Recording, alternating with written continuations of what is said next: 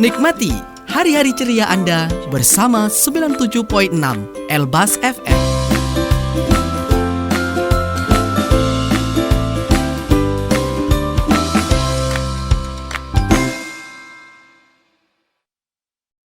Rekan setia masih di podcast Elbas di segmen ekonomi tentunya, dan kita membahas mengenai teori permintaan uang dalam Islam, yaitu pandangan atau mazhab, juga bisa kita sebut sebagai aliran-aliran yang memang membahas tentang permintaan uang dalam Islam. Oke, sempat disinggung dua mazhab tadi. Iya, betul. Dan sampailah kita di pembahasan kedua, mazhab kedua, yaitu ketiga. Ini udah mau ketiga. Yang ketiga. Okay. Kita lanjut ketiga saja sepertinya. Ada Harding Money sama pajak tadi, ya. Yang kedua tadi ya, Mem ya, tentang perilaku atau variabel yang mempengaruhinya ya, Mem. Oke. Di mazhab yang ketiga nih, Mem. Dini sangat penasaran nih, jujur, Mem, karena memang mungkin pembahasannya itu real sama keadaan sekarang. Betul. Dan memang pemikiran-pemikiran tokoh-tokoh ini mengenai pandangan atau aliran-aliran mengenai permintaan uang dalam Islam tuh harus sebenarnya baik mahasiswa ekonomi atau orang di luar ekonomi pun misal harus mengetahuinya, karena memang dunia kita itu selalu diliputi dengan ekonomi. Betul. Gitu. Sekecil apapun pasti larinya juga ke ekonomi gitu, Mem ya. Iya. Oke, ini mazhab yang terakhir nih, Mem, atau pandangan yang terakhir nih, Mem. Apa alternatif. Alternatif. Berarti kalau alternatif sesuai dong dengan yang terakhir ya, alternatif. Jadi kalau alternatif tuh kayak ada tawaran ketiga, kan gitu ya. Benar. Apa nih alternatif yang mau ditawarkan? Kan gitu. Kalau alternatif itu kan kayak ada sudah ada dua tawaran nih, alternatif itu begitu ya, bisa kita pahami ya. Benar. Ada satu tawaran baru yang berbeda dari yang sebelumnya, kan begitu ya. Nah, seperti ini juga cara pandang mazhab alternatif. Dan ini agak sedikit berat. Ini makin lama makin sini makin berat ya. Berat ya. Bahasa pemahamannya juga harus pelan-pelan dan benar-benar harus hati-hati dan dipahami dengan baik ya. Oke. Nah, kalau mazhab alternatif ini ya, permintaan uang dalam mazhab yang ketiga ini sangat erat kaitannya dengan apa yang diistilahkan dengan konsep endogenus uang. Nah, endogenus uang dalam Islam. Jadi kalau kita bicara teori endogenus, sedikit gambaran ya, teori endogenus dalam Islam itu, kalau ada endo memang ada exo biasanya ya. Oke, ada dia, ada aku, kan gitu ya. Bener, nah, kalau bicara endo itu ada exo, benar. Exogenus, teori endogenus. Kita tidak akan detail membahas ini, tapi secara gambarannya teori endogenus dalam Islam itu secara sederhana bisa kita artikan bahwa keberadaan uang itu pada hakikatnya adalah representasi. Nah, berat ini ya. Representasi itu gambaran yang mewakili, kan gitu ya. Misalnya saya representasi dari Elbas, orang ngelihatnya Mem atau ngelihatnya Dini. Jadi dia representasi. Mewakili begitu ya. Adalah representasi dari volume transaksi yang ada dalam sektor real. Oke, ini bahasanya sudah mulai. Ini agak ekonomi ya. Jadi diulang-ulang saja. Jadi teori inilah, teori endogenus tadi, endogenus uang, yang kemudian menjembatani. Ya, kalau menjembatani berarti menghubungkan dong. Ya. Dan kalau tidak menjembatani berarti dia tidak mendikotomikan. Nah, ini istilah dikotomi ini mereka harus kenal juga di Mbak Dini ya. Harus mulai terbiasa dengan istilah-istilah yang nanti begitu mereka dengar di publik, apa sih dikotomi ya. Jadi kalau kita bicarakan dikotomi itu kan ada dua sudut pandang ya.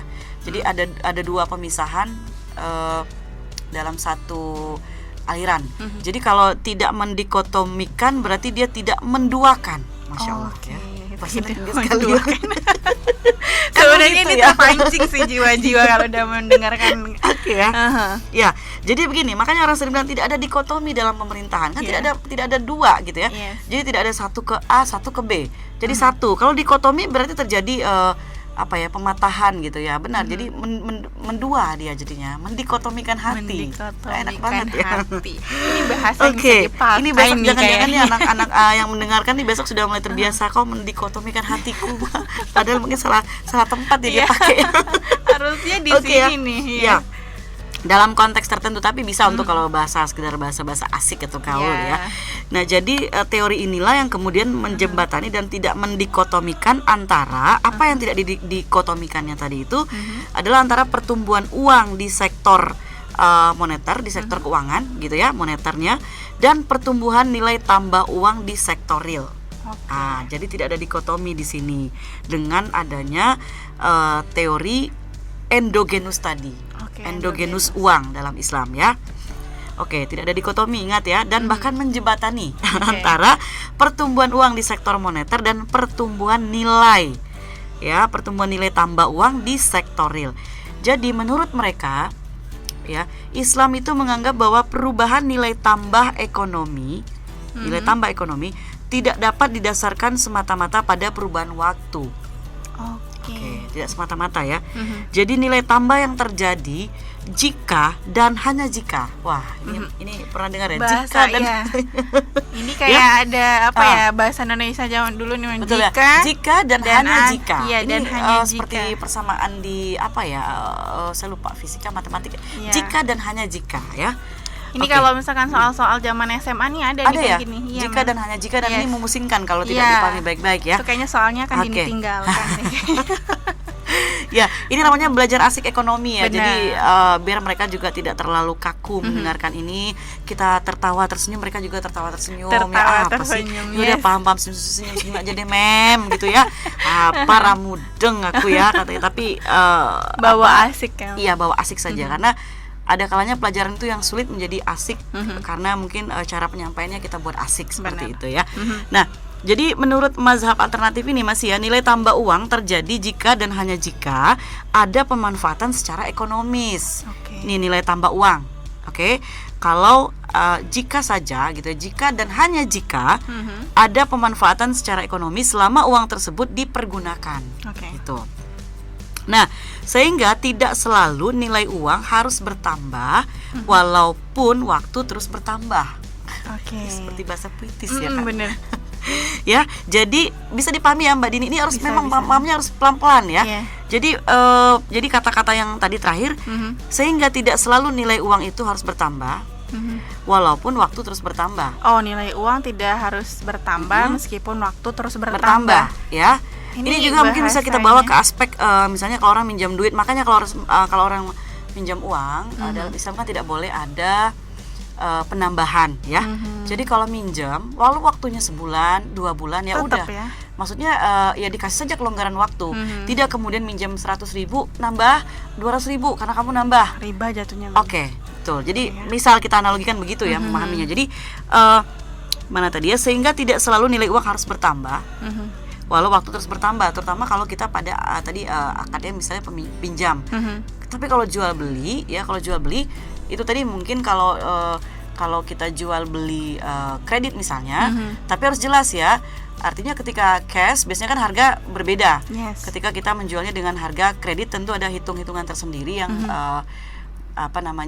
menjadi berbeda karena ada perputaran barang yang menjadi tertunda. Tapi bukan karena uangnya di situ ya, semata-mata bukan karena uangnya, tapi memang karena produk komoditinya yang menjadi tertunda untuk perputarannya. Oke, jadi itu ya dipahami dulu ya. Akan tetapi nilai tambahnya, nah ini ya, akan tergantung dari hasil yang diusahakan dengan uang itu. Oke. Itu tadi ya memang pandangan terakhir itu alternatif gitu. Iya. Oke, ini sangat seru sih, beberapa pandangan yang baru kita bahas, ada iktisoduna, Iya. ada mainstream dan alternatif. Betul. Memang alternatif ini pembahasan yang lebih, maksudnya lebih luas lagi Iya. gitu Mem ya. Kalau Dan dia mainstream- punya, artinya gini ya, dia punya cara pandang tersendiri. Dia tidak, tadi kan tidak mengkaitkan begini. Kalau iktisoduna tadi kan pure, memang motif transaksi dan berjaga-jaga. Iya. Sesuai dengan apa yang bisa kita lihat. Oke, orang biasa berjaga-jaga ya di invest atau kemudian ditabung, selesai urusannya di situ. Yes. Tapi begitu tadi masuk ke mainstream, ada kaitan lain nih yang masuk di situ gitu. Kenapa sih orang berjaga-jaga? Terus kalau berjaga-jaga apakah sebatas itu saja? Ada yang mempengaruhi Yes. juga gitu. Nah, itu dikembangkan oleh mainstream. Di Dilihat mainstream, dengan ya. konteks sekarang. Pajak gimana? Iya. Misalnya gitu ya kan? Kemudian perilaku konsumennya sendiri bagaimana? Tadi kan begitu ya. Orang jadi menimbun kekayaan nih. Yes. Nah, bisa kalau kayak gini misalnya. Ada hal yang mereka tambahkan di situ pandangannya. Lain lagi alternatif. Oke. Jadi coba perbedaan saja apa yang mereka bahas terkait dengan kenapa sih orang terjadi yang namanya permintaan uang tadi, gitu. Benar. Saya rasa mungkin sesimpel itu saja dulu yang mungkin bisa kita pahami ya, nggak usah berat-berat ya, gitu Mbak Dini. Baik, berarti memang dari beberapa mazhab ini yang membedakan ya hanya perilaku dan variabelnya saja. Betul, ya diantaranya begitu ya. Oke. Dan menarik sih yang kita bahas pada segmen ekonomi kali ini, yang mana nih pembahasan kita adalah teori permintaan uang dalam Islam, tentang mazhab atau pandangan nih yang mempengaruhi atau yang dipelajari dalam permintaan uang dalam Islam.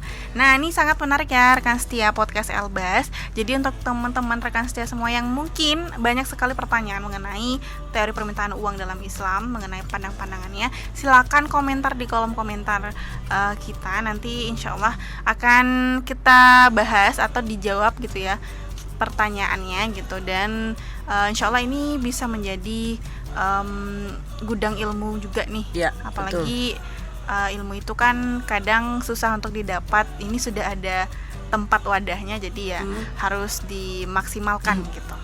Oke, dan sampai di sini dulu podcast kita ya Mem ya. Ini rada-rada grogi sih sebenarnya tentang pembahasan kali ini. Ekonomi ini memang ya ada yang memang artinya dari ekonomi ini kan ada yang skalanya berat, tapi kita berusaha memahaminya pelan-pelan supaya kita paham maksudnya apa gitu ya. Kalau podcast enak bisa diputar lagi, betul, bisa didengarkan lagi. Bisa diulang lagi. Nanti kalau ada yang belum jelas bisa tinggal kita diskusikan saja ya. Oke. Gitu. Mungkin nanti bisa chat Dini, oke. Iya, oke. Oke deh rekan setia di podcast Elbas kali ini. Terima kasih ya Mem sudah mengisi podcast Elbas di segmen ekonomi, karena memang sangat menginspirasi setiap segmennya. Dan untuk rekan setia podcast Elbas juga terima kasih sudah mendengarkan. Jangan lupa kalian berlangganan, like, comment, and share. Share ya, pakai sya ya. Ya, share betul ya. Pakai sya, jangan sa yang berdesis nih pembahasannya ya. Jadi jangan lupa komentar, like, subscribe juga. Nanti kalian share kepada teman-teman biar teman-teman juga bisa mendapatkan ilmu-ilmu lagi. Dan juga Dini mohon maaf jika ada kata-kata yang salah, karena di tempatnya dosa dan salah yang sempurna hanya Allah Subhanahu wa taala. Mem, terima kasih banyak sudah bergabung. Sama-sama Mbak Dini. Bisa bergabung lagi ya Mem ya. Ya, amin. Oke. Dan Dini juga Mem Warda pamit undur diri dari ruang dengar rekan setia semuanya. Salam Elbas dan jangan lupa tetap pantengin podcast Elbas. Narjuillahil bikiram. Wassalamualaikum warahmatullahi wabarakatuh. Waalaikumsalam warahmatullahi wabarakatuh.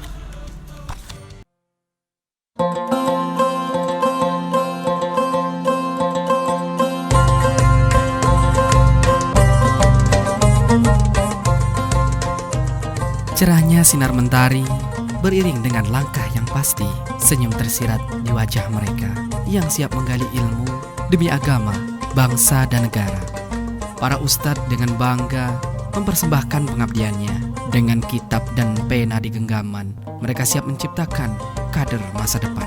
IAIN Bengkulu, pencetak generasi Qurani.